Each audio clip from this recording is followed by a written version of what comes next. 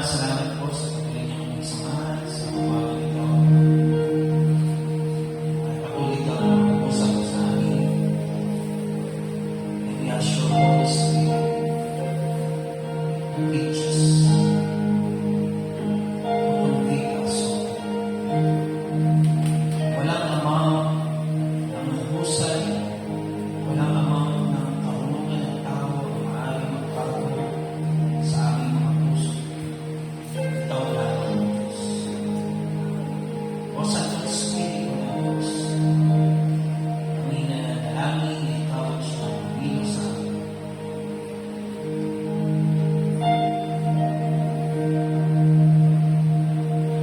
Ikaw po ang siyang patuloy na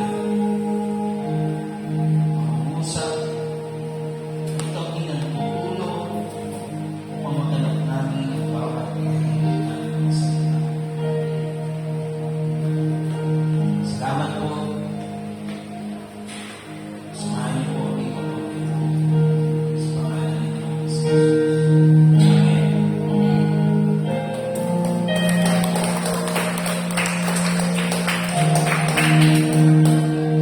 Samahan niyo po ako sa Efesios 5. Ang pinaka-text po natin is yung verse 14.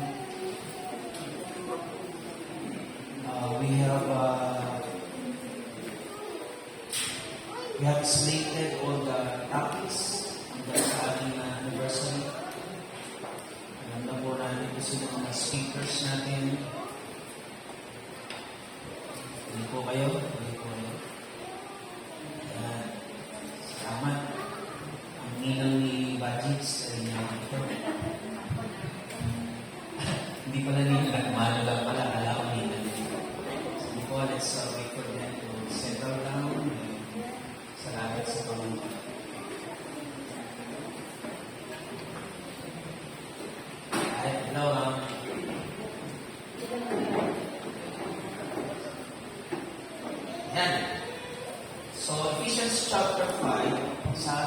Sunday, ang tayo po natin is gumising tayo na natutulog.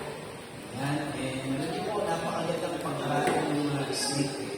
And hindi lang yung mga facts tayo na po pwedeng matutunan.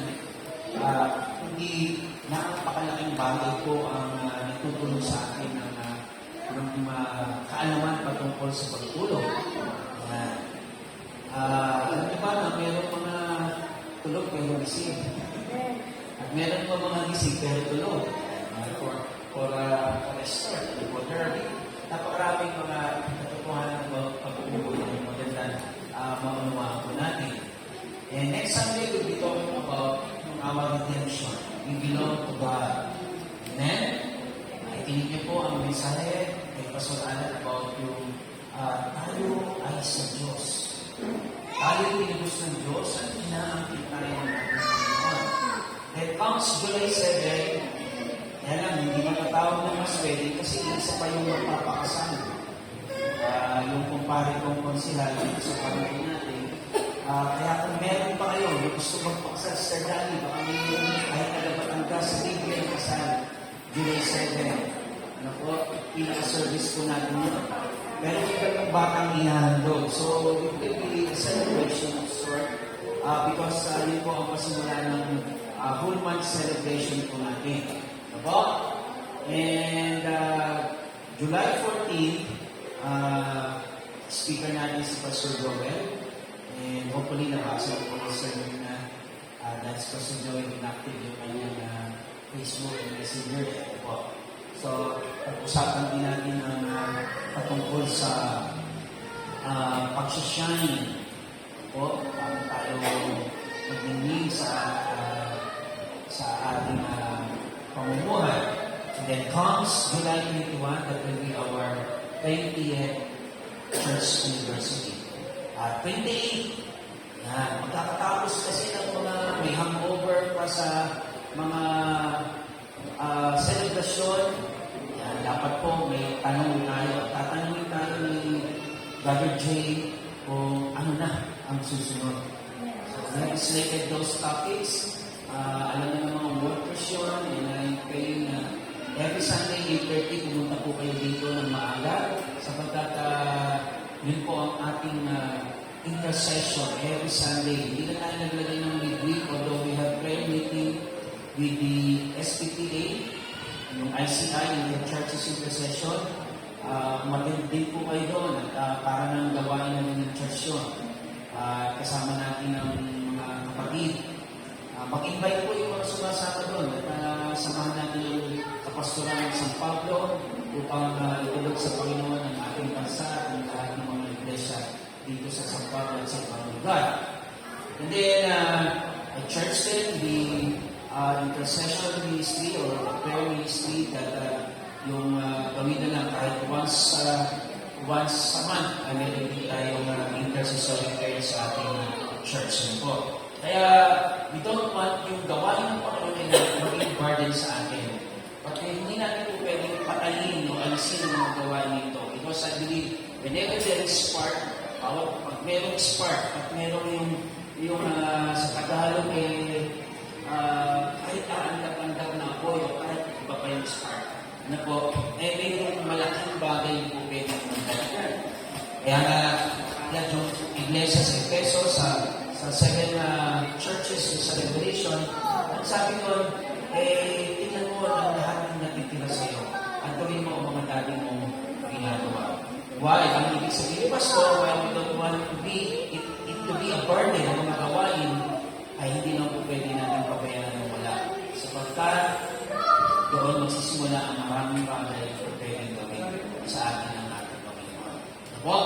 Kaya, hindi magsisimula that when we taste and see the goodness of God, kung hindi pa kayo na-excite sa mga gawain, kung hindi kayo na-excite sa pagsasama-sama, kung hindi kayo na-excite sa ating pagbabasa ng Biblia, then you haven't seen and haven't tasted the goodness of God. Hindi niyo pa po nararanasan, hindi niyo pa natitikman ang kabutihan ng Panginoon kung hindi kayo na-excite.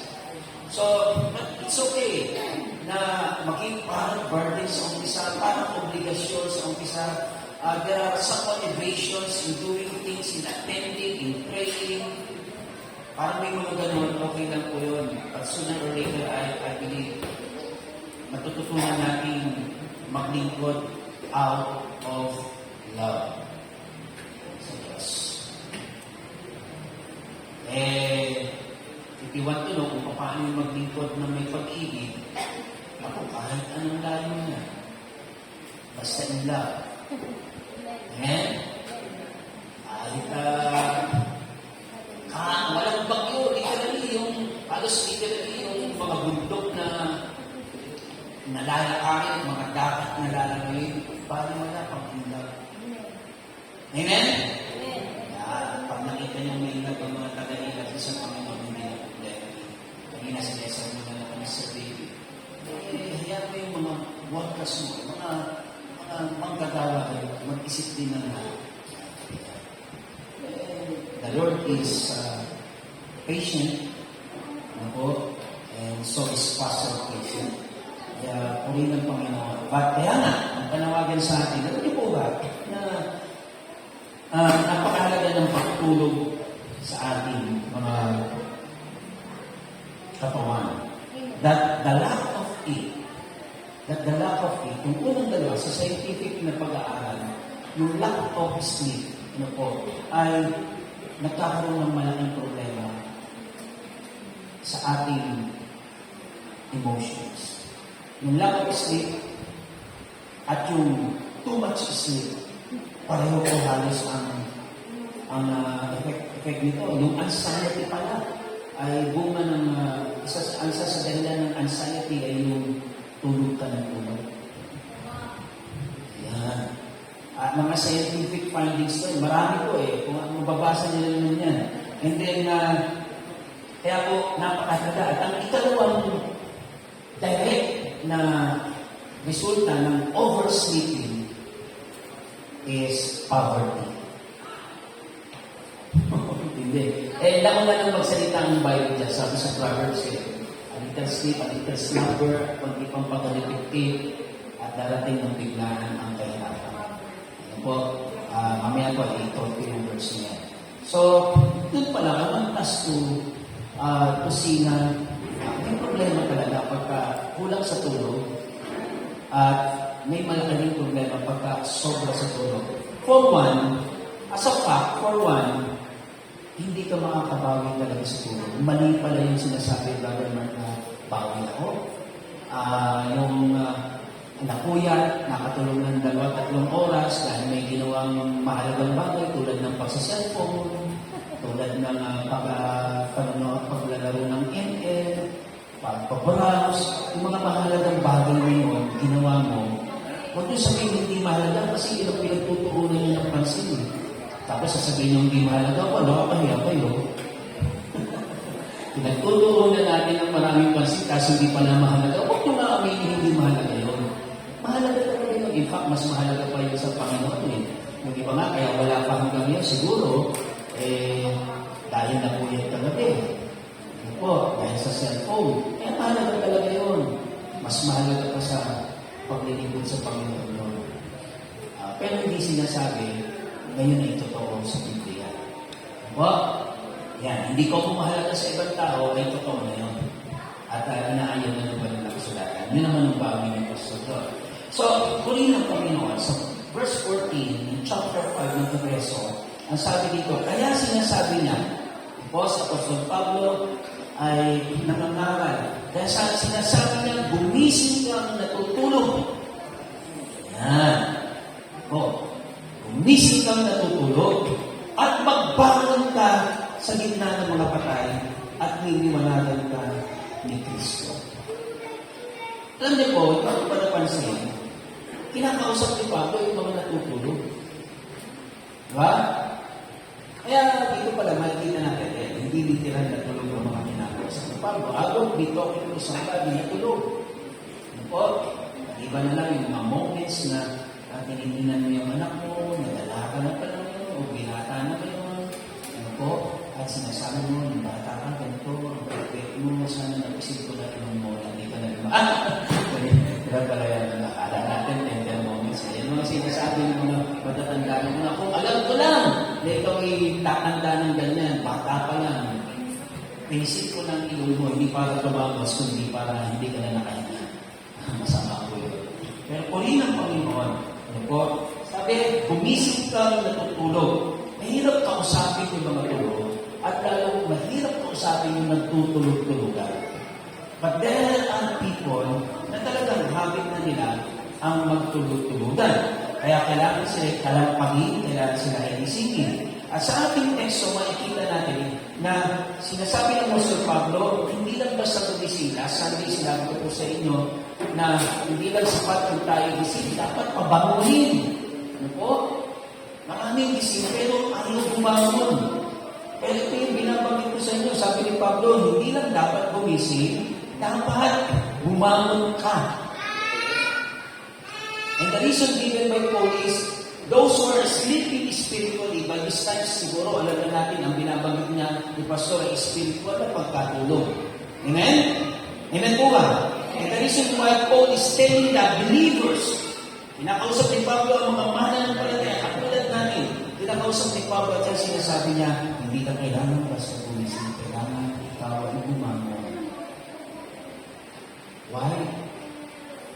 The assumption of Paul, or hindi lang assumption, kundi ang katotohanan na sinasabi ni Pablo, if you are a believer and you are sleeping with the enemies. Pelikula yun. Pero dito sa teksto natin, you are sleeping with the devil. Makakita lang tayo ng patay, mahirap na. Eh yung humiga ka sa gitna ng mga patay, lalo nakakatakot. At sometimes, kahit yung isang bagay na nakakatakot, kapag ginagawa natin ng panagitan, nasasanay tayo. And therefore, babalik pa rin sa gusto mangyari pa, umising po ang pa. Kailan ba tayo nakakatulog? Kailan ba tayo nakakatulog? Well, alam natin yun. Kuya, pagka-busog, pagka-mainit, as may lumahangin, masarap na hangin, napapaspas tayo, nakakatulog tayo. Ako po, hirap akong makatulog. Buti nga ngayon, 5 to 6 hours pa akong tulog ngayon. Dati po, kahit anong oras ako natulog ng alauna, kahit gising ako, 3:30, 4:30, like that. Ang mabigat sa akin, hindi ako nakakatulog na maghapon. Po, aantokin naman ako, pero pag I'll try to sleep, hindi na makakatulog. Nakakatulog lang ako pagka nasa sasakyan. So, minsan nga, nakalimutan ko, ako pala yung nagdadrive. Kaya nabagla si Pastor. O, wasak. O, ay mahirap to. Pero matik yun. Pagka nasa sasakyan ako, doon lang ako nakakatulog. Sometimes, sumasakay pa ako nung minsan sa bus, papuntang Lucena para lang matulog. Tapos, balikan ulit. Tulog-ulit. Sa pakiramdam. Ano po? Yan. Kaya, salamat si Brother Mark. Minsan, nakapag-drive, nakakatulog ako kapag nag-drive. So, nakakahalaga po nun. But alam natin that anything na kahit mahalaga, pagsala sa tahimik, mali. Kung tutulog kayo ngayon, ako, makikinig nyo ng ilang beses, gumising ka natutulog. Paano tayo nakatulog? Sa talatang 1 hanggang 5, let's go to our text. At gusto ko lang makita nyo yung mga verses. At mag-chat lang kayo sapagkat kayo ay nasarapan at pipicturean nyo lang yung PowerPoint o kaya yung iba, mga pastor, hindi na makikinig sa seminar, sisip-sipin na lang at tutulog na sa kanilang room. Ako na, mga ganun yun.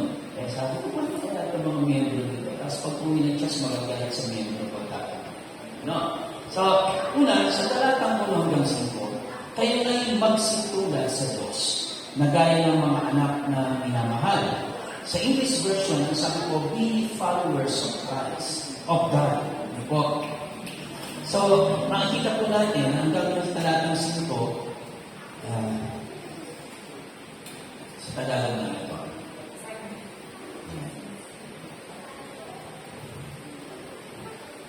Ephesians chapter 5. If you have your Bible with you, pero para hindi masayang ang ating panahon, na meron na tayong ganyan. Kayo ngayon magsitulad magsitulad sa Diyos na gaya ng mga anak na minamahal. Anong sabi ni Pablo? Tayo ay magsitulad sa Diyos. At lumakad. Ayan. At lumakad. Ano po? And walk in love as Christ also loved us. At magsilakad kayo sa pag-ibig, gaya naman ng pag-ibig ni Kristo sa inyo, at ibinigay dahil sa atin ang kanyang sarili na hain at handog sa Diyos upang maging samyo ng masarap na amoy. Yan. Ngunit ng pakikiapid ang lahat ng karumihan o sa kanyang lihuwag man lamang masambit sa inyo gaya ng nararapat sa mga banal o ang karumihan man ng mga mangmang pananalita o mga pagbibiro. Yan po, na di nararapat kundi kayo'y magpasalamat. Sapagkat taas na sinyong lubos sa sinyong mapakiapid o mahali o masakilig sa mapagsamba sa mga Diyos-Diyosa ay walang anumang mamanayan sa kaharian ni Kristo at ng Diyos. Simula pa lang nakakagising na ito. Pero po, mula ko sa pinakamatipinding kasalanan, hanggang sa iniisip natin na kung minsan ay baliwala lang na kasalanan, mabigat ang sinasabi ni Pablo. That even yung jesting o yung mga pagbibiro na hindi nararapat, ay hindi dapat na lang mamagawin sa mga anak ng Diyos. So, from this, we can deduce that we can see na nakakatulog tayo when we stop following God. Amen? Our God is a God of action. Kung pwede nang i-transfer agad yung mga Israelita from Egypt doon sa patungo doon sa lupang pangako for weeks. Weeks lang kung pwedeng i-transfer na ito in a snap. Hindi posible na yung buong bansa kahit milyong mga tao na yun ay ilipat sa lupang pangako.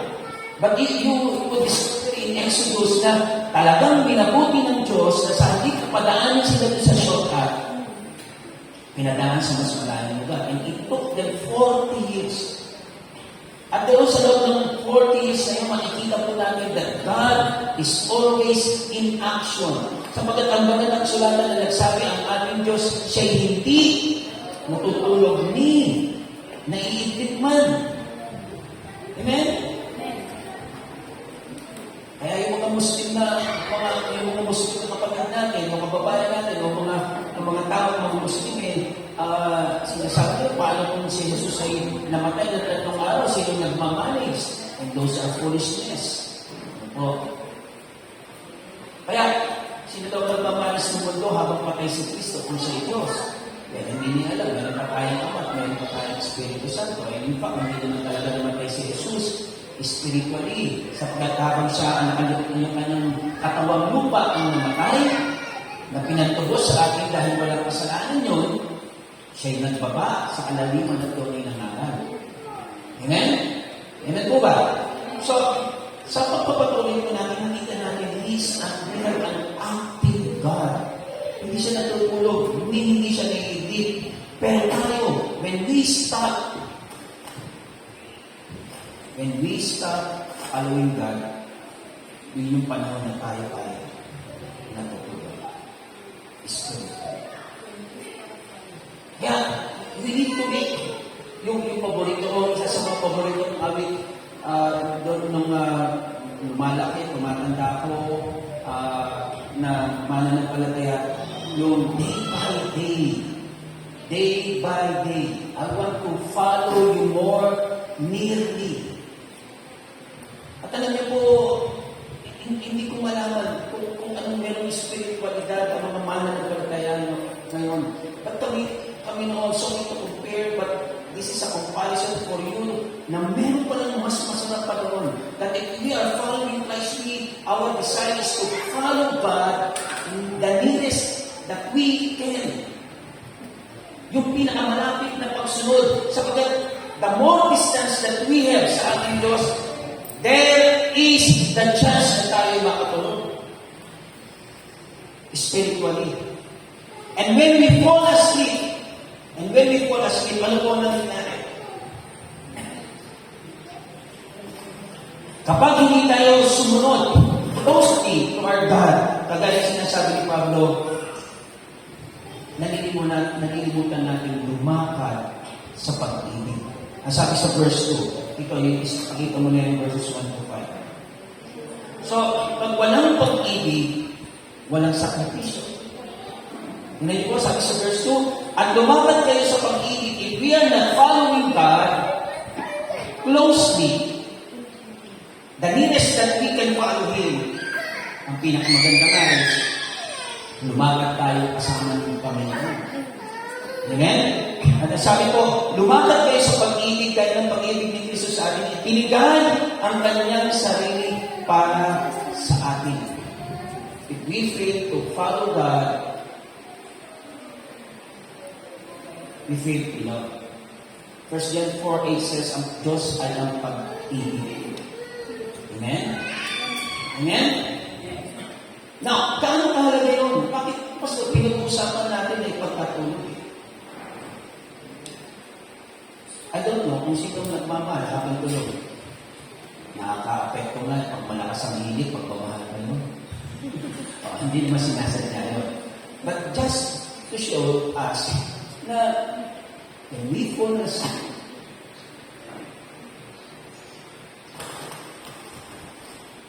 we faithful love.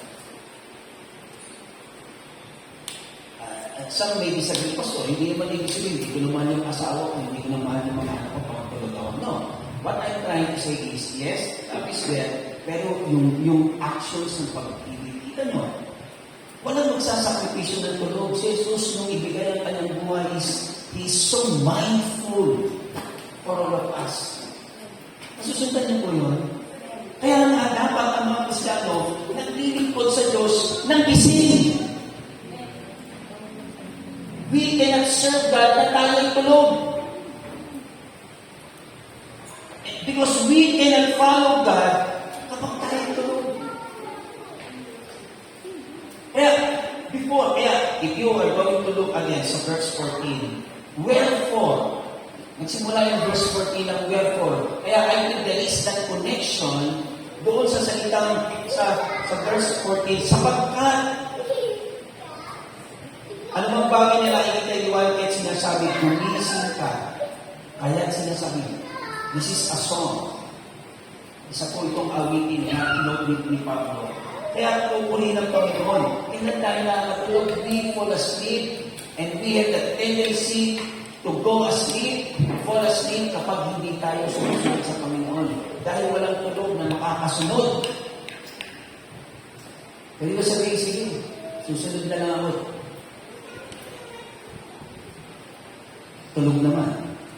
Or, pagka lumayo yung sinusundan natin, ibig sabihin ng pagkatulog na yung napapahiwalay. Kaya ang daming sa umpisa naka-convoy sa Diyos, sa dulo na niligaw din. Kasi lumalayo. Kaya, kung walang pag-ibig, walang sakripisyo. Go back to verse 2 ito. Kung walang pag-ibig, walang sakripisyo. Amen? We cannot sacrifice. And then, again, sa talatang, kung walang ganun sakripisyo, walang tunay na pagsamba. Kung walang pag-ibig, walang tunay na pagsamba. Ang sabi sa unang Juan 4:20, kung sinasabi ng sino man ako'y umiibig sa Diyos at napupuot sa kanyang sinungaling sapagkat ang hindi umiibig sa kanyang kapatid na kanyang nakita ay paano makaibig siya sa Diyos na nakita. Walang tulog na mag-care sa kanyang mga kapatid. Walang tulog na makikita ang pangangailangan ng kapatid. Spiritually, physically. Amen? Kaya nga po, mga kapatid, if we want to keep na tayo ay gising at may kamalayan at gusto natin gawin ang kalooban ng Panginoon, we follow God closely. We stay at least yung tinatawag na nakikita natin ang Diyos habang sinusundan po natin siya. Kaya, ano po mangyayari? Ano po nangyayari pa rin? Nakakatulog tayo kapag tayo ay nadaraya ng kaaway. Verses 6 to 12. Tingnan niyo po. Efesos 5, talatang 6. Huwag kayong padaya sa mga salitang walang katuturan. When we stop following God, o kung sabihin natin, wala namang tumigil na sa pagsunod sa Diyos. Lahat tayo sumusunod sa Panginoon. Amen? Amen? Ang tanong, how close or how far are we following God? Mahalaga yung distansya sa pagsunod sa Panginoon. Because everyone may claim, bawat sa atin, i-claim yun na tayo sumusunod sa Diyos at walang tatanggin na tayo sumusunod sa Panginoon. We are all followers of Christ. Ngunit ang tanong, gaano kakalapit na sumusunod sa Panginoon? The bigger the distance, the larger the distance, the farther the distance, ganun din kalaki yung chance na may makulit tayong ibang mga tingin. Amen? Kaya nga diba, pag medyo mahina yung ating anong reaksyon natin pagka gusto natin marinig talaga yung nangungusap sa atin? Lalapit tayo. At kung maingay yung nasa paligid natin, lalapit tayo. There are many voices in this world. Kaya ang sabi sa talatang sa if we will not follow God, makakatulog tayo. At pag nakatulog tayo, there is a tendency na hindi na tayo magmamahal kasi walang tulog na iisipin. Pastor, mahirap namang matulog na problema ka pa. Alam natin yun. But at the same time, walang tulog na kumakalinga. Nakakatulugan mo na meron palang mga kaluluwa na nangangailangan ng kaligtasan. Dahil tulog ka, wala kang pakialam sa kanya. Amen? Amen? And secondly, when we fall asleep, there is that tendency na madaya tayo ng kalat. Kaya sabi ni Pablo sa talatang 6, huwag kayong padaya sa mga salitang walang katuturan.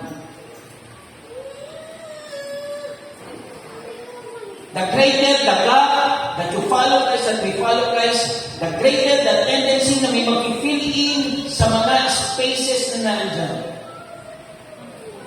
At kung tulog yung ibang mga Kristiyano sa isang tupa na sumusunod sa kanyang mga pastor, pag nawala yung tupa, ang matindi nito, ang mga diablo, ang mga maling tuturuan, ang mga maling propeta sa mundong ito, they are always ready. Ano sabi ni Pablo, ano sabi ni Pedro, ang ating kalaban ay isang liyong umuungan na laging humahanap ng masasila. The greater the God, the greater the tendency na masilo ng iba ng ibang mga sumusunod. Amen? Amen? Kaya, huwag kayong padaya sa mga salitang walang katuturan. Naikinig mo yung salita ng Diyos kasi sumusunod ka ng malapit sa Kanya, pero habang lumalayo kami, naikinig ka ng iba. Naikinig mo ng inig-device ganda. At naglalait ka na kahit hindi mo alam na hindi pala salita ng Diyos yun. Naikinig mo na si Boy Abunda, naikinig mo na si sino-sino pa ang nagsasalita ngayon. Na akala mo kung may pulpito at may binabasang verse ka na. Ang totoo. Just try to imagine there are 7 million followers nitong si Tibuloy na hulang propeta. 7 million. At ang yung pagkatotoo ng missionary na una nag-introduce sa kanya ng tunay na gospel. He started right. Pero dahil lumayo na itong si Tibuloy sa tunay na Diyos, ngayon sila ng Diyos. Sana lang mami-ari ng kaluluwa ng mga solutions. 7 million.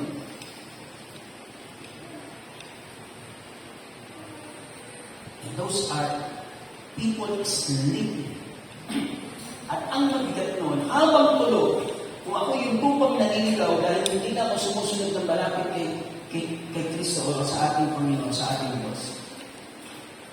Tulog naman kayo. Oo. Ito, mapapahamak na ako, tapos tulog kayo. Walang pipili sa akin. Tama? Tama? O kung meron mong hindi totally tulog, ay busy sa mga maraming bagay, walang pipili sa akin. And I will go to the distraction, I will go doon sa kapahamakan.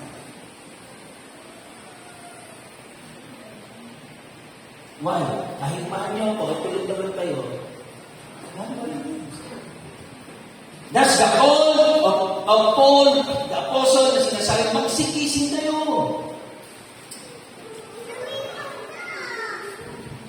Walang magagawa kahit pa yung ama na mahal ang kanyang mga anak, ay walang magagawa kung siya natutulog sa panahon ng kapahamakan. Amen po ba? Amen po ba? That's why our call for us, the call for the Christians is to be watchful. To be watchful. At habang patungo sa kapahamakan yung mga kapatid, yung mga kamag-anak, yung mga mahal natin sa buhay, we are sleeping because we are hearing different things. Mga bagay, mga salitang walang katulad, sapagkat dahil sa mga bagay nito, dumami ang galit ng Diyos sa mga puso. Sabi ng salita ng Diyos, sa unang Korinto 15:33, huwag kayong padala. Bad company corrupts morality. Dahil sinasabi ko kanina, yung the greater the gap, when you follow in Christ, maraming mga susunod dyan. Dahil habang natutulog yung ibang mga mananampalataya at walang pakialam habang tulog. Huwag niyo kung kayo masyado magalit, habang tulog, walang pakialam dahil yun naman ang totoo. Amen? Amen po ba? Ang mga dyablo, ang mga maling pananampalataya, double time na halos hindi natutulog. At isa sa mga mabibiktima, ang mga mahal natin sa buhay. Kaya, sabi ko, ang masamang kasama ay nakikasila ng mabuting pagkatao. The reason why there are young people in our church, in many churches, in many true and Bible-believing churches na nakukuha na sa libutan is because they stop following God, or kung hindi man masasabi tumigil na sa paglilingkod sa Panginoon, is because they have stopped following God closely, and in between the gaps, habang natutulog yung mga supposed to be mag-alaga sa kanila, yung mga elders ng church, yung mga diaconessa, yung mga workers ng church, who themselves have stopped following Christ closely, at dahil may mga gaps na rin sa kanila, iba ng boses na naikinig nila. Nakakaaliw ang boses na ino-offer ng mundo ito. That's why, malulungkot ka. Kahit anak na ng mga pastor, mas pinapakinggan ang mga awitin ng sanlibutan. Dala hanggang banyo, dala hanggang pagtulog. Kahit nag-aaral, nung unang panahon, pag nag-aaral kami, we are inspired by the songs, spiritual songs, and later makikita ninyo mga awitin na ito, mga hymno, bilang expression ng pasasalamat. And why? Makikita po namin that dahil sa malayong pagsunod at sa kawalan ng pagkagising at sa patuloy ng pagkatulog ng mga miyembro ng iglesia, hindi na natin namamalayan kamukha na ng church ang mundo sa halip na ang mundo ang maging kamukha ng church. Amen? That's the call. Gumising ka, natutulog.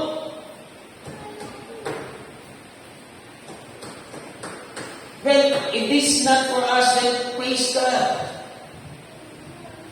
But if we are not walking closely with God, and if we are not hearing the voice of God,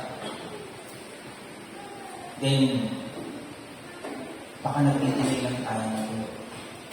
At pinakamahirap, isingin nyo, nagtutulog. Kaya, sabi sa verse 7, tingnan po natin, what are the effects of this? Huwag kayong padayan sa inyong mga salitang walang kabuluhan. Yung mga Kristiyano kasi, hindi gumagamit ng mga ganitong pananalita. Sabagat dahil sa mga bagay nito, dumarating ang galit ng Diyos. Imagine, walang kabuluhan, kaya dumarating ang galit ng Diyos. Sabagat nung panahon kayo'y kadiliman, o talatang siya kayo, huwag kayong makibahagi sa Kanya. If we are not doing the works of God, we are doing something else. Amen? If we are not fellowshipping with the body of Christ, meron din.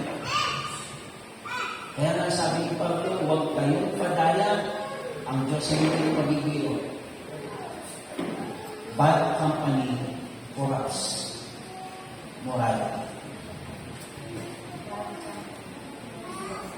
Kaya kung na tayo magtaka sa loob ng church, makikinig natin yung mga napapabigla ng efforts kasi nakakatulog. Akala niya kasama na pa rin ng mga unbelievers. Pero itong katotohanan sa ating mga mananampalataya, sabi sa talatang 8, sapagkat nung panahon kayo'y kaliliman, noon yun. Dadawat na yan kaliwanagan sa Panginoon, magsilakad kayong kaya ng mga anak ng liwanag o kaliwanag.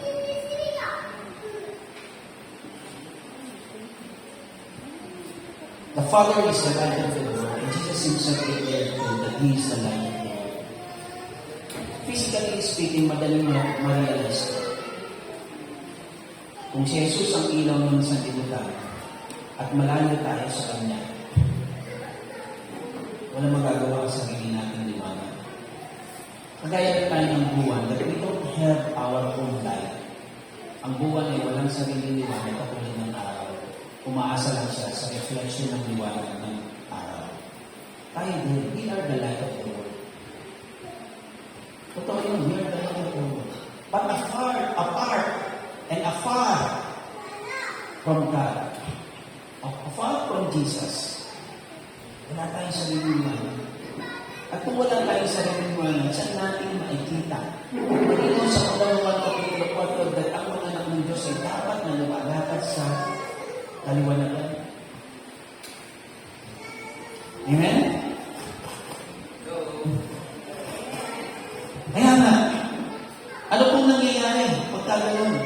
Talatang 9. Sapagkat ang bunga ng liwanag ay nasa lahat ng mabuti, matuwid at katotohanan, talatang 10. Na inaalam, and we follow Christ, and we are following God, we are in the light, and we are in the light. Ito dapat na attitude natin. Na inaalam kung ano ang kalugod-lugod sa Panginoon. Kapag nakatulog tayo, hindi natin alam ang kalooban ng Diyos.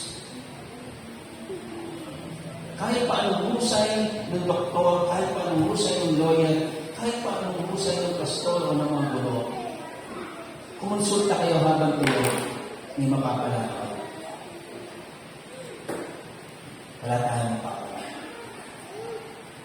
We don't know the will of God kapag tayo ay natutulog. Spiritually speaking, hindi yan katulad. Yung spiritual na pagkatulog, hindi katulad nung tulog lang na konti panahon. No, it is a state of life. Ito'y kalalagayan ng buhay. Walang Kristiyanong namumuhay ng maayos, namumuhay ng tama, namumuhay ng nakalulugod sa Panginoon ng panandalian ng tutulog, hindi na siya ganoon. Ibig ko sabihin, if we are sleeping not for an hour. We may be sleeping for 2 years, 3 years, and 5 years ng ating buhay pananampalataya. At ang mabigat ng ganitong sitwasyon is, hindi natin nalalaman kung ano ang kalooban ng Panginoon.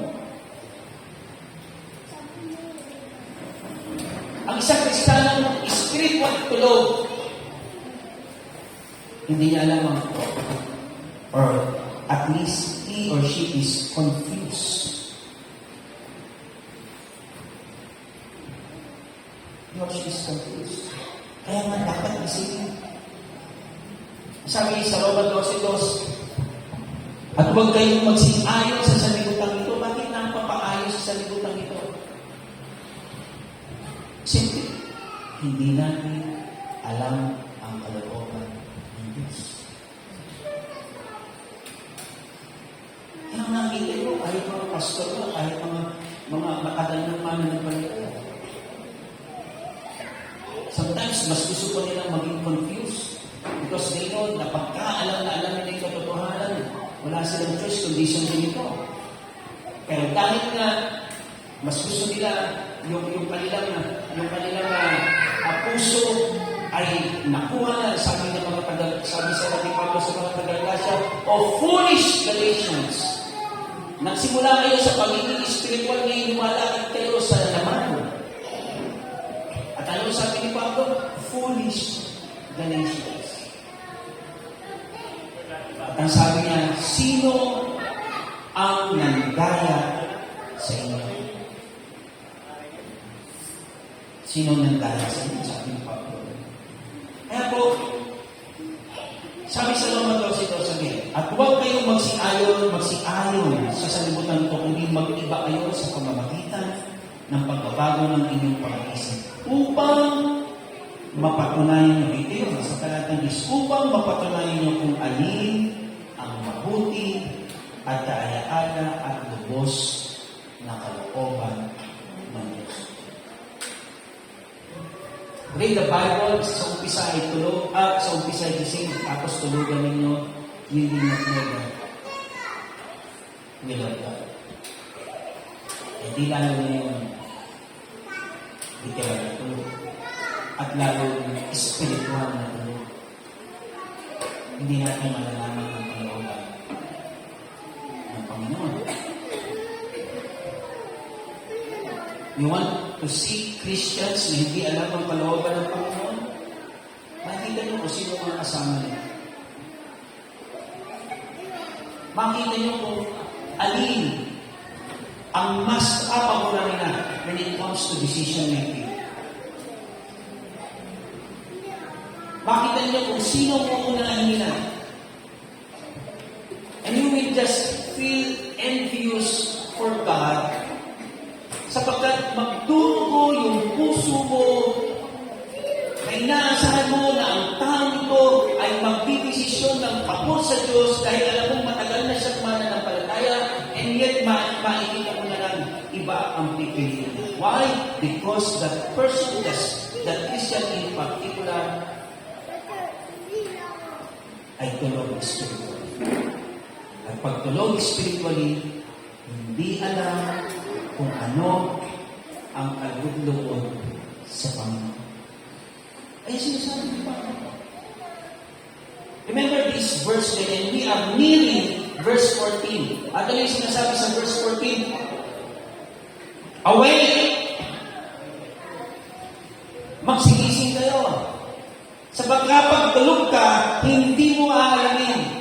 And sometimes nakakalungkot, you don't want to know what the will of God is because wala kang intensyon na gawin ang kalooban ng Panginoon.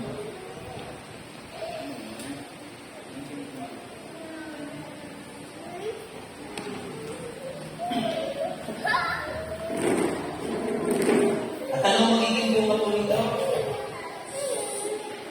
Inaayunan natin ang masarap. Verse 11. Tingnan niyo po ang kasunod ng verse 10. Hindi mo inaalam, pag tulog ka spiritually, hindi mo inaalam, intentionally ang sinasabi ni Pablo, you don't want to know what the will of God is. And verse 11, anong bunga nito? Nakikibahagi sa gawa ng kadiliman na walang ibubunga kundi inyong ilalakad ang mga gawa ng kadiliman na walang ibubunga. At sa halip na expose sa mga ito, nung Kristiyano tulog spiritually, saan natin natatagpuan? I was surprised. Kristyano dahil bata, curious ako, 11 years old, 12 years old, nakikisama ko sa libot pamisa-misan. Pero tago, pagdadaan ko sa harapan ng aming bahay ng aming pastor, ibig sabihin, hindi ako proud na makita ng aming pastor. Ang isa nagulat ako, grabe yung ano yung kumana na balatan. She was raised up to the church in Reina Elena.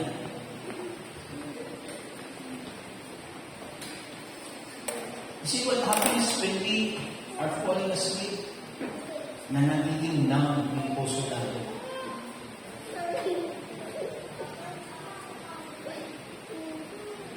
Until such time na yung kasalanan, yung puso natin wala nang conviction sa kasalanan. Hello? Until such time, regular na sa atin o natural na sa atin that we decide in favor of our own lust. At automatic na, noong unang mahal na mahal ng Diyos, automatic ka mag-decide ka for God.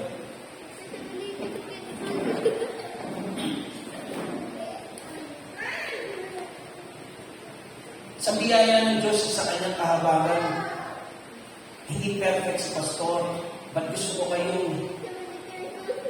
kayong manatili. Na bata pa lang ako, natutunan ko ng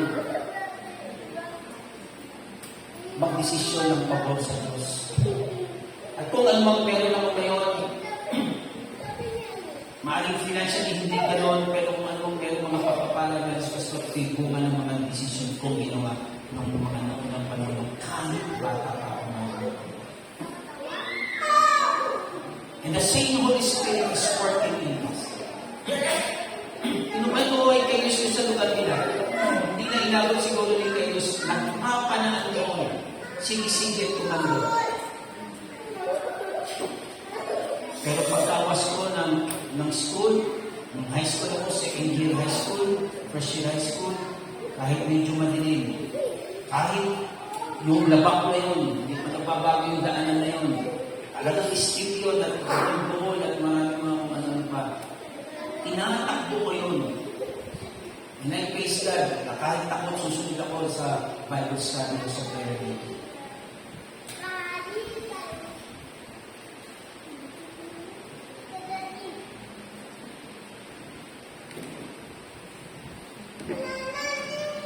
Kung hindi tayo excited sa mga gawain, ang spiritual, may isa-isa ko kanina yung heaven tasted the goodness of God.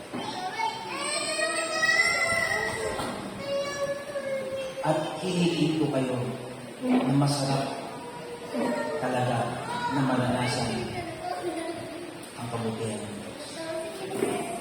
When you see yung goodness of God, at alam niyo talaga kung ano ang ibig sabihin ng kabutihan ng Diyos, ang sarap pantayan.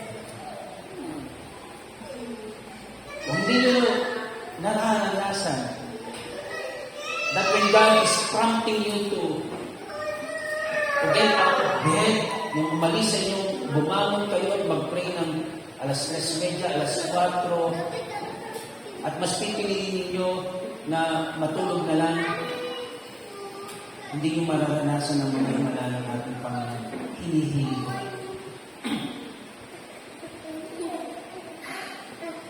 Kung if you are teaching or exhorting or sharing, pero ito'y nagmumula lang sa mga nainig ninyo at hindi personal na pinahayag sa inyo ng Diyos, hinihili ko kayo. Mas masarap. Masarap, I read books, I love books. Kita niyo yung mga pinili kong libro, pinahirap.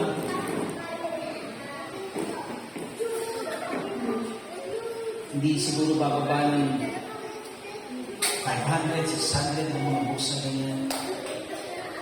But I am considering din na ikamigay na.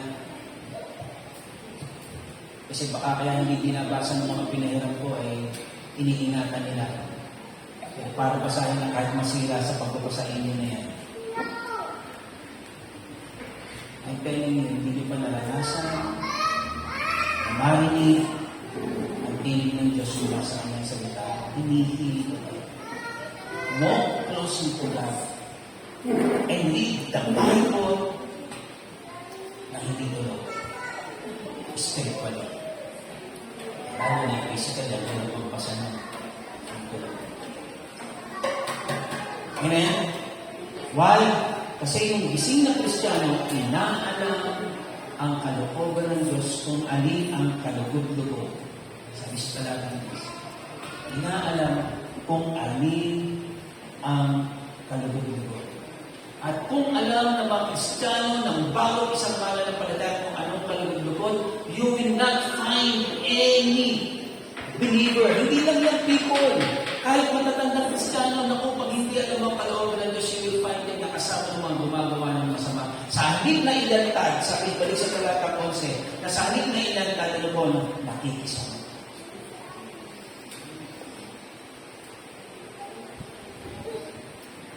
The Lord has been bothering me sometimes doon sa isang parang inari na akong amarang sa pananampalataya. Kasi grade 4 pa lang, ako na ang advisor niya from high school. And yung family is a close friend of ours. So, ilang araw lang siyang pinag-tip ko. Then last Monday or Tuesday, tinext ko siya. May have been running in my mind. Nasa New Zealand din, para hindi maintindihan ng mga baka. You've been running in my mind. I don't know where you are at, but you've been running in my mind for the last days. I've been praying for you. Nag-thank you lang siya. Tinext ko yung asawa, may student ko rin na. I've been praying for Christine. I hope she's okay. Then sabi niya, Pastor, pagdagaling na niya sa COVID. So, maya-maya nag-message na rin yung mismo ko na message. You know, yung ganung mga pagkakataon, marami yun.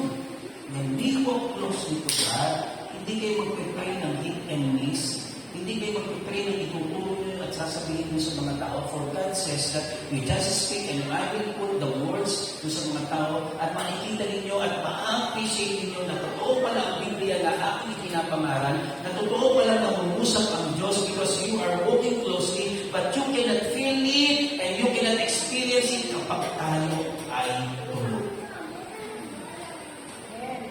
That's why, ang utos sa amin, gumising kayong natutulog. Amen? Amen? Verse 12. Ayaw natin makibahagi sa gawa ng kadiliman, wake up!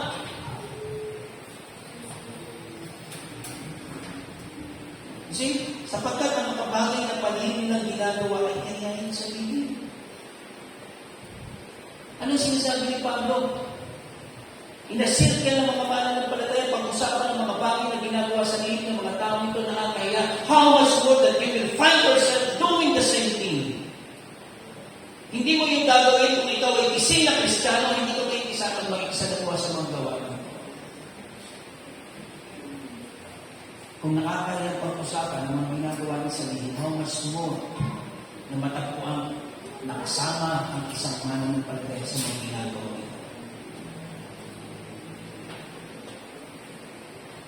We may run out of words in describing na yung mga tunay na nagsasabi, mga tunay na mananampalataya na tagpuan natin ginagawa ng mga bagay.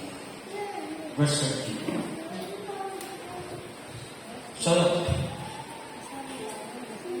Subalit, ang lahat ng mga bagay na ininatag sa pamamagitan ng liwanag ay mali. Ba't hindi na-expose yung mga gawa sa kadiliman? Ang layo natin kay Christ eh. At kung malayo tayo sa liwanag, wala tayong maipapakitang liwanag. Kaya nga, the message for the 20th anniversary, parang ang sarap lang pakinggan noon, pero malalim ang ibig sabihin that we should rise and shine. And for us to shine, we should follow and we should be following God clearly because He is the light. Wala tayong sariling liwanag at kung malayo tayo sa Diyos, matatagpuan natin ang ating mga sarili sa kadiliman. And therefore, kung tayo na sa kadiliman, and we are outnumbered, we will find ourselves ginagawa din kung anong ginagawa ng mga nasa atin. Pero kung tayo ay lumalakad, malapit sa Panginoon, magnilingin tayo, lumalapit pa rin tayo, na-expose na ang gawa ng mali. Ano yung na-expose na? Nagkakaroon ng conviction ng mga tao na mali ang kanilang ginagawa.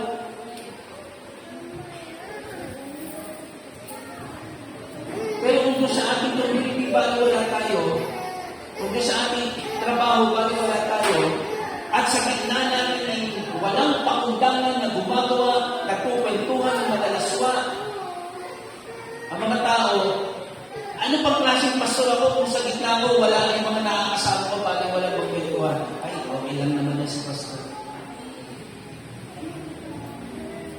Your presence should expose and should bring conviction doon sa mga tao na hindi gumagawa ng tao.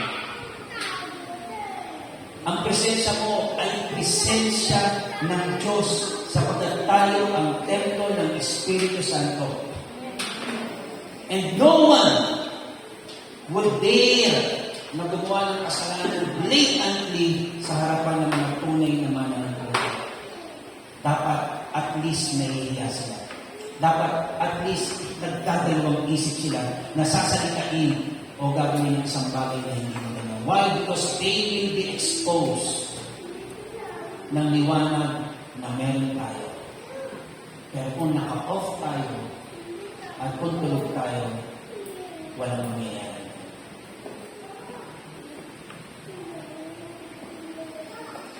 Ba't hindi ka tinatantanan ngayon? Hanggang ngayon, hindi ka tinatantanan na hilahin sa mga inuman.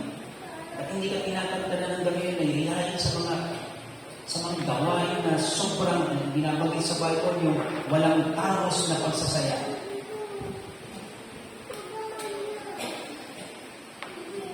It's because they don't see yung liwanag ng Panginoon.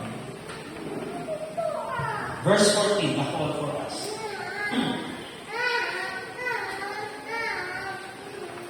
Kaya sinasabi, kita nyo, kaya sinasabi, wherefore. So may reference sa ito sa verse 1, hanggang sa mga sumusunod pang talata, and even beyond chapter 4, chapter 5, and chapter 4. So the call is for us, gumising ka. Ikaw na natutulog at bumangon mula sa mga. Gumising at bumangon.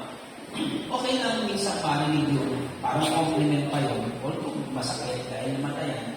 Pero di ba, napapangiti tayo. Even yung pinamatayan minsan, para masarap sa kanilang pandinig yun. Patay, napapagkama lang sasabihin, parang natutulog lang. Di ba? At ibig sabihin, peaceful yung pagkamatay ni mother, peaceful yung pagkamatay ni father, isang mabili, kahit na sa atin, compliment mo yung parang natutulog lang. Pero I don't know how would you feel na kung kayo buhay at sasabihin, parang patay. Masakit yun, di ba? Buhay na buhay ka, pero mapapagkama lang ng patay. O natutulog ka lang, pero napapagkama lang ng patay. Mga maliliit pang mga anak namin, lagi akong nagugulat. Kasi akala ko, tumigil na ng paghinga si Obi, tumigil na ng paghinga si Jerry, nagugulat ako. Aalagin ko, umigising ko sa DVD. Minsan, naman ko, napagkakawaan niya ako, hindi na dahil si Obi yata. Kantan, gano'n. You know, ayaw natin na. So, ang panawagan sa atin, gumising at bumangon. Huwag nang gumising. Kailangan bumangon. Ang mga ginising ay bumabangon. umaalis sa lugar ng kanilang pinasasaglakan. Lagi ko sinasabi sa mga ganitong pagkakataon, si Lazarus ng buhayin ng Panginoon, itirang siyang patay. Pero sabi ng Panginoon, Lazarus, bumangon ka. Awake, arise. And then the next command ni Jesus sa kanyang kaibigan si Lazarus, come out. When I do parallelism ito sa ating baptism, walang nagpabautismo na iniwan namin sa ilog o sa swimming pool at babalikan na lang. O madatnan na lang siya ng Lord o ng Lord. Walang ganon.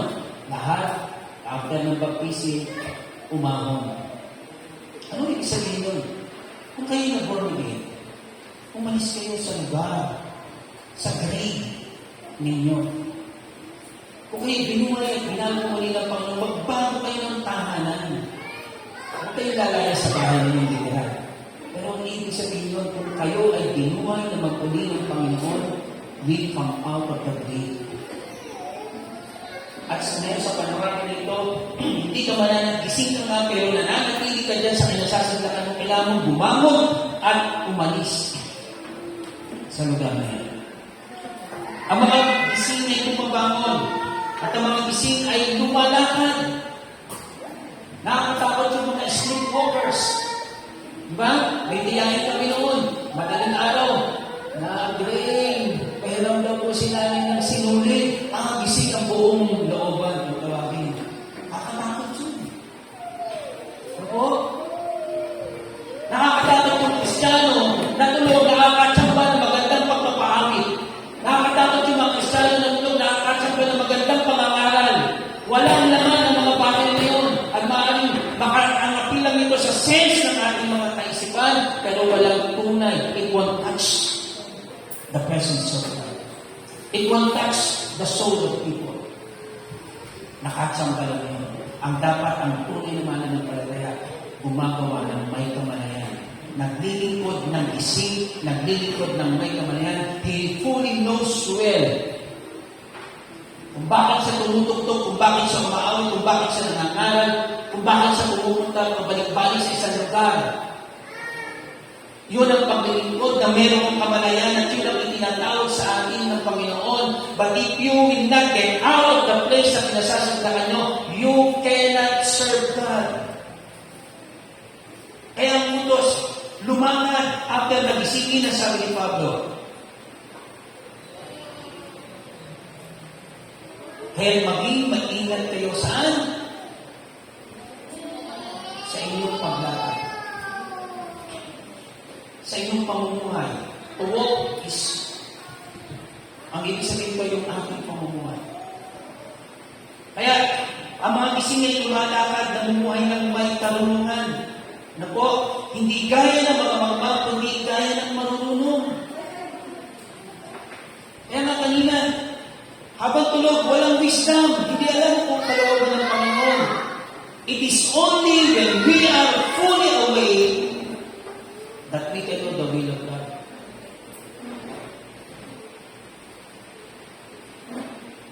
Kaya yung isang tunay niya naglilingkod, excited siya. Alam sa inyo ng kalooban ng Panginoon ginagawa niya. And if you are expecting to hear from God doon sa pagpasok natin sa kanyang kaharian, welcome. And that is my joy, my faithful, my good, and faithful servant. Then, we must serve God with full awareness. Kaya nga sa Deuteronomy 6:5, sabi ng Panginoon, ibigin natin ng Diyos ng buong puso, ng buong isip, at ng buong kaluluwa. Ibig sabihin, hindi lang yung lakas natin. Yes, you may be giving your strength in serving God, but without the heart, paliwalang paglilingkod na yun. Nagpapagod lang tayo. Nagpapagod lang tayo. That's why God is asking us to give everything. Kaya yung mga gumigising o yung mga gumising na ay lumalakad o namumuhay ng may karunungan. How is that? Sabi ko na sinasamantala Sabi sa verse 16, pagkagising ka, you are aware. Last Sunday, we talk about yung buhay ni Haring Gashasha. Many taken of our sin. Your days are numbered. Sa translation ni Pagdong, ano sabi niya? Tatlante po, bilang na ang araw. Alam natin yun.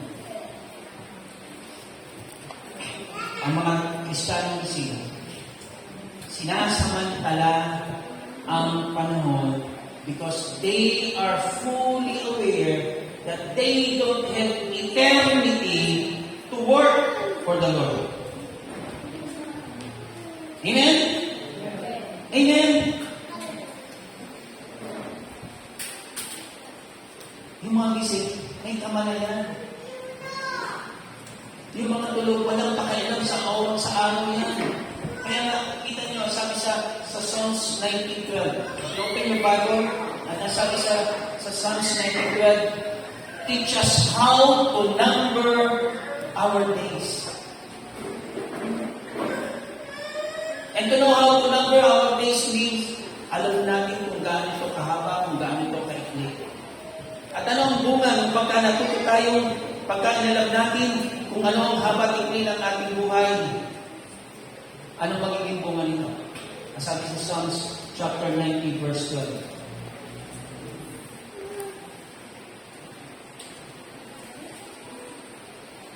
Sige po, somebody will read that for us.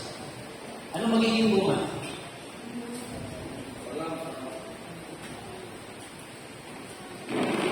Mula sa sarili niyang mahalian, ilukas mo ako, Yahweh, sa ilim na salamat.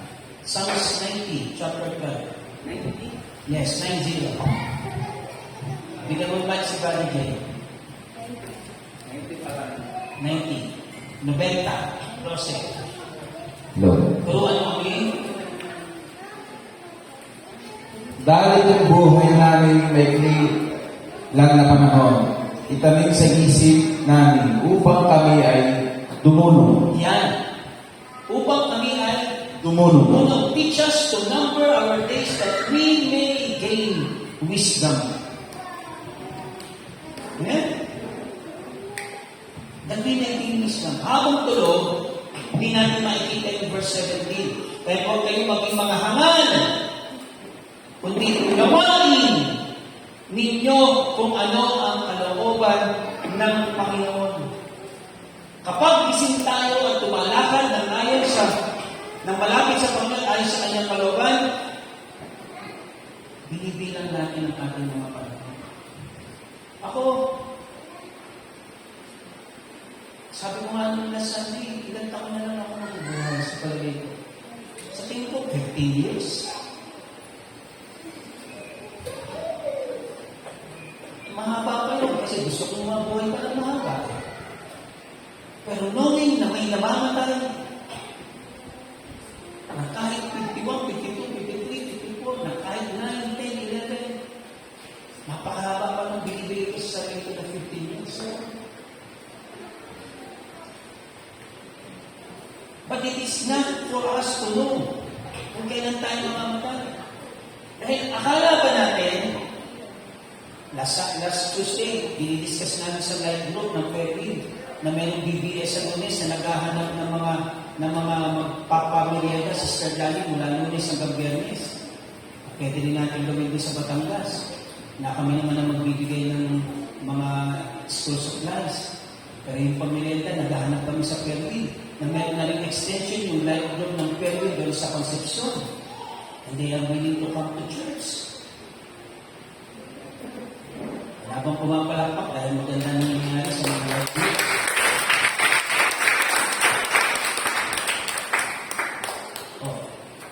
Ano pong ibig sabihin nun?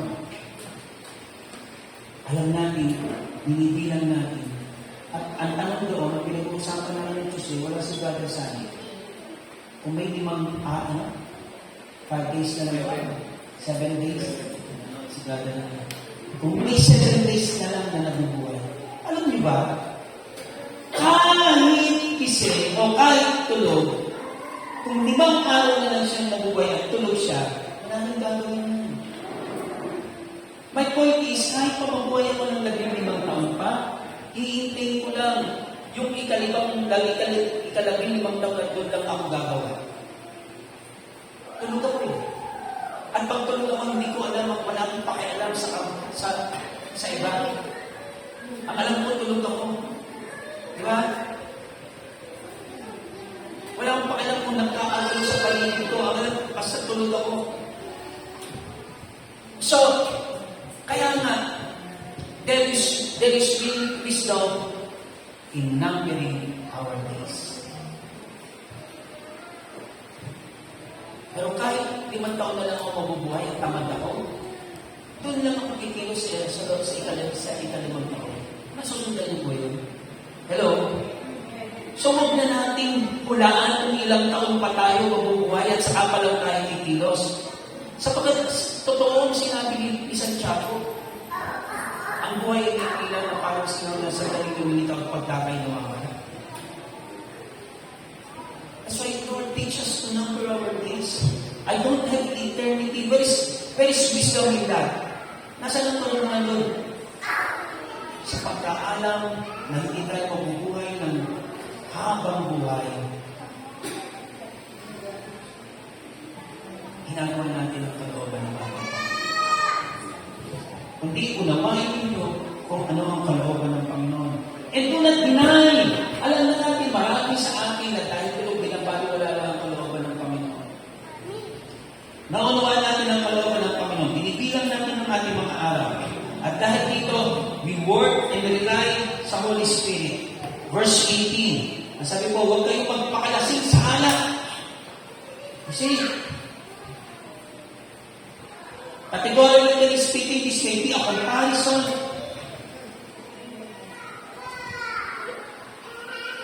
Ano yung isa? Compare and contrast. Thank you. Galing mo lang, malakas naman yung siguro.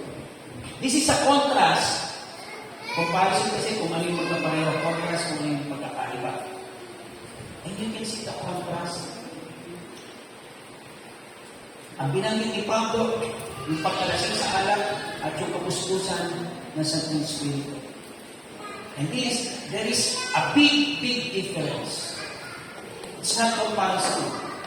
It's a contrast.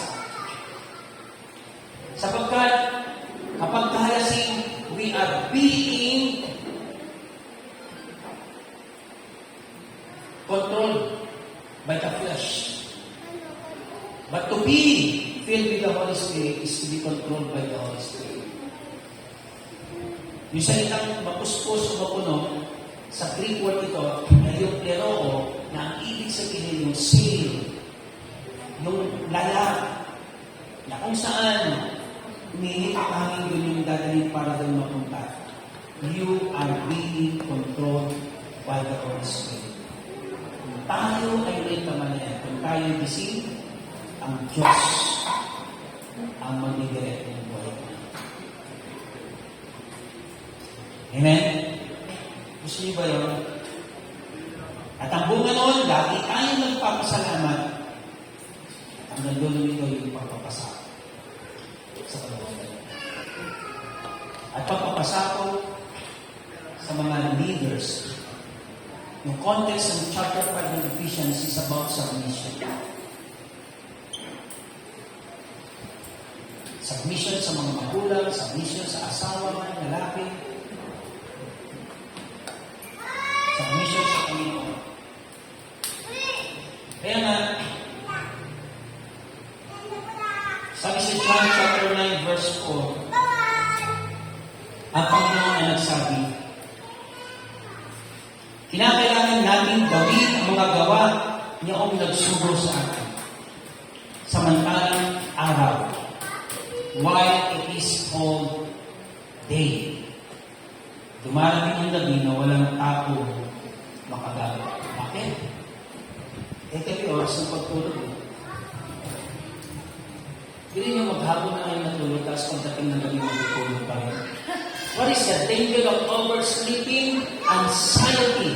Bakit maraming mga Kristiyano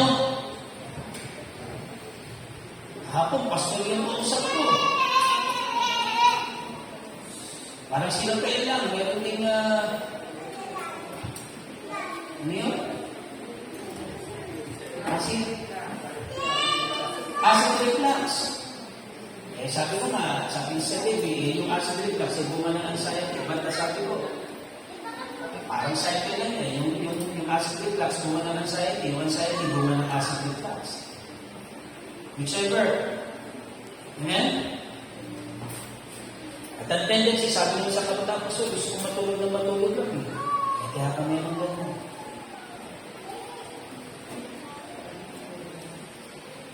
Yan ang problema ng oversleeping. Kaya anxious. Kasi, napahaba ang tulog mo, may gusto kang tapusin, mag-iisip ka ngayon, hindi mo magpapayaran yung mga oras na nawala. Ang hirap maghabol. At ano pa ang isang problema ng oversleeping? Proverbs 24:33. Amen. Physically, this is true. Proverbs say, practically Proverbs. But spiritually, this is also true. At sana ang church natin ay hindi matagpuan na natutulog ka. Sabi sa Proverbs 24:33. I-flash mo. Kaunti pang tulog, kaunti pang halapit-kit. Yan. Eh dapat talaga yung mga ginigising, bumabangon. 24:33. Kawikaan. Nabasa niyo po? Kawikaan 24:33. Konting tulog, konti pang pag-idlip, konting paghahalagkit ng mga kamay upang magpahinga. Ano magiging bunga? 34.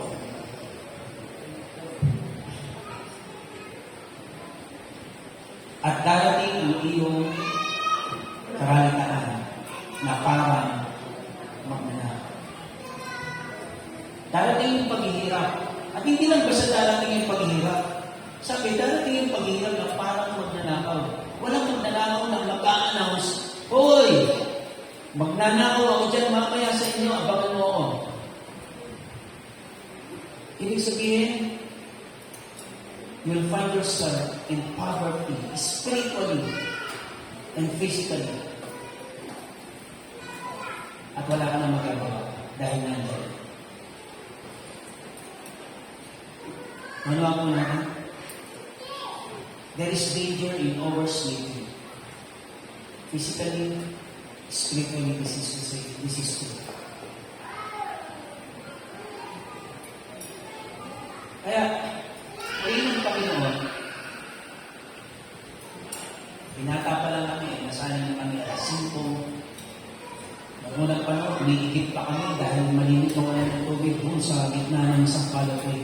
Hindi doon sa lawa, doon sa may tabi pasada dahil doon sa kalagitnaan. Halos kalagitnaan meron doon bukal. Iigit kami ng tubig doon. Pag walang tubig. Kaya hindi na po bago yung nawa sa inawa ng tubig. Noong pamayo sa niya. Mga training namin ng basketball. Ikot ng 20 beses sa park sa hagdan at isang beses sa Sumong Park.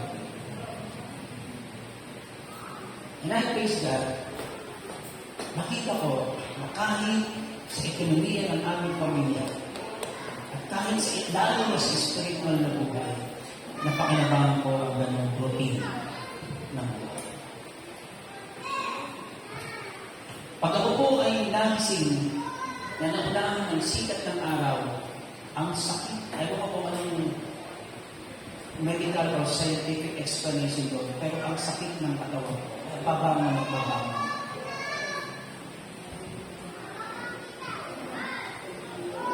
Habang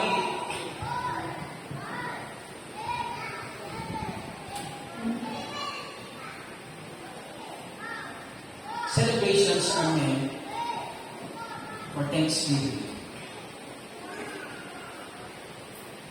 sa mga ginawa ng Panginoon sa buhay. As a church, pwede tayo mag-dating. At sabihin natin, wow, God has made wonderful things in 20 years. That's daydreaming.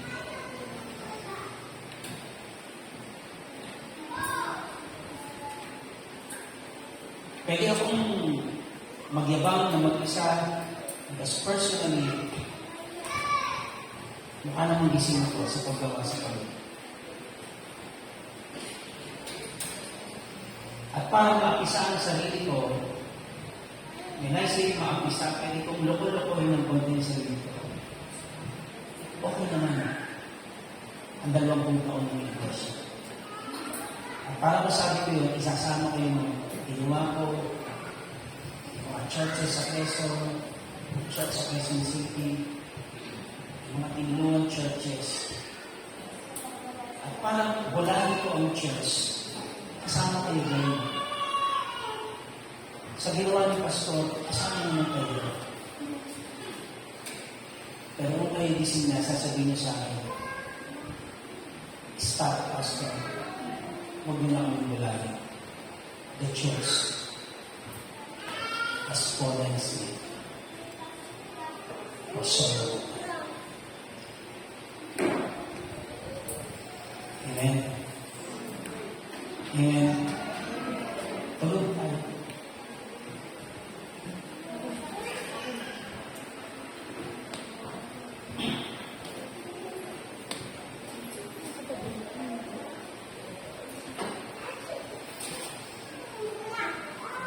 Is there reason for celebration? Well, yes. The fact that we have been reading, pagpapasalamat natin yun. Pero kung 20 taon na natin pinagdiriwang na tayo tinubos ng Panginoon, baka po pwede maganap tayo ng ibang mga bagay para tayo mag-celebrate. At sabi ko kanina, we celebrate because of the past victories. And we may be lacking of many things na dapat natin pagpasalamat.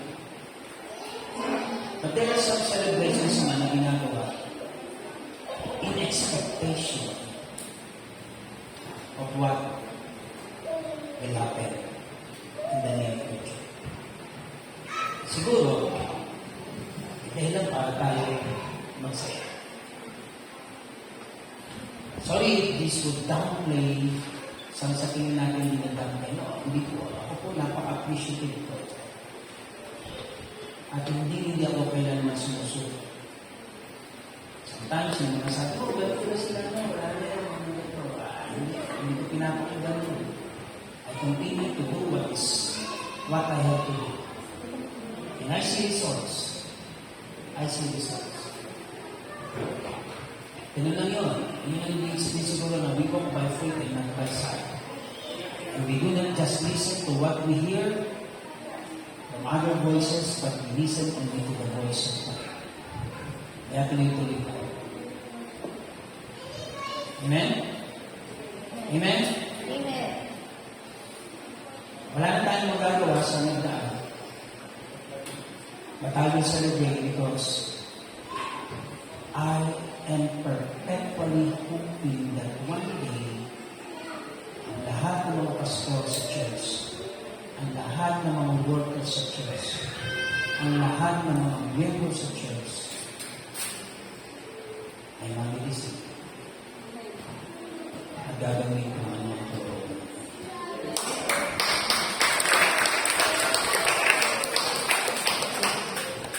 Yung tayo kong ito, parang ayaw ko ng tumigas dahil mapigat ko si Marco. Naniligas ko. Pero that should be it. That should be it. May ginagawa tayo, but if we've been doing it time and again for 10 years, 15 years, gising tayo, pero may higit pa tayo tayo. Amen? Kaya, the good thing about church is we are fully aware na bawat bahagi ng katawan ng tao ay mayroong dahilan ng Diyos para tayo nila. Amen? Medyo, ano oras na? 11:15. Ayan. Ano? Medyo, ang dami yung kakaiba, pero nagtuturuan ng yung mga bahagi ng katawan ng tao, nagtuturuan kung sino ang pinakamahalaga, papayaman. Sabi ng paa, pag hindi ako lumakad, wala kayong malalaking. Sabi ng kamay, pag hindi ako gumawa, wala. Pag hindi ako kumilos, wala kayong magagawa. Sabi ng utak, ako ang pinakamahalaga. Sa pag hindi ako nag-isip, wala kayong magagawa. At nakita nila, okay naman pala lahat. At pinagtawanan nila yung isang bahagi. Sabi ng isang bahagi niyo, pag ako ang tumigil sa aking ginagawa, lahat kayo, tingnan niyo ang mangyayari. At nung tumigil nga yung bahagi na yun, namagaan pa. Namagaan pa. Yung utak, hindi na mga pag-isip. At ang tiyan, sumakit ng sumakit. Akala nila hindi mapapansin dahil laging nasa madaling bahagi.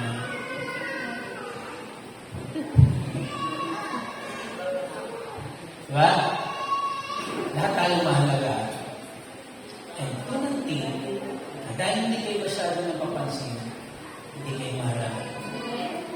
Napakalinaw na iglesia ay nilipula. And in fact, this is the verse of the church, the ERC, yung Ephesians chapter 4. Naintindihan nyo lang kung ano yung hindi ginawa ang kanyang dapat gawin. Tandaan nyo ito, pag hindi nyo ginawa ang yung bahagi sa Diyos ito, tama yung sakit ng kayang tingan, dama ng buong katawan. Nung hindi nagpunta sa siya, sumakit ang ulo ng utak, hindi nakapag-isip ng mga mas. Wala lang. Don't tell me na hindi kayo mahalaga. Sabihin sa katabi mo, mahalaga ka. Pero dapat lang gising tayo. Amen? Amen? Paan natin ang Panginoon. Another 5 years, another 10 years, another 15 years, another 20 years. Sana po. Yung muli kong itinapon sa basura ng isang araw is yung assessment. Hindi ko tinapon pala. Nilagay ko yun sa may kasamang kape at yung folder, yung sinalutan ng mga kapatid, after 5 years, ganun na. Inisa-isa ko yun yun. Alam niyo ba na mayroon pa akong mga paraternan yan, ito ng college, ni tinatawag. So, malinaw po, walang ginigising kundi tulog. Ay pagkagising dapat pabangunin. Meron akong sinabi sa pamilya, di ba hindi tayo pupunta sa church na hindi sabay-sabay. Kung malilate kayo, malilate ako. Hiyak-hiyak ako pagka nalilate ako. Di gusto ko nang maramdaman nila na kaya ako nalilate. Not all the time naman. May pang panahon dito ako. Ayoko naman nila. Pero I want them to learn na dapat hindi sila maging dahilan ng pagkalilate. 8:30 ang gawain. Pag narito ako ng 8:30 late ako. Dapat 8 o'clock tayo. So salamat na rin. Just praying na may nagpipray na sana. So at church, the intercessors, every Sunday po tayo mag-intercede. If you can come earlier, don't wait. You pray, intercede. Amen? Para pag dumadami habang nagpipray yung iba, dumadating prayer na lang ng asabi. Arise!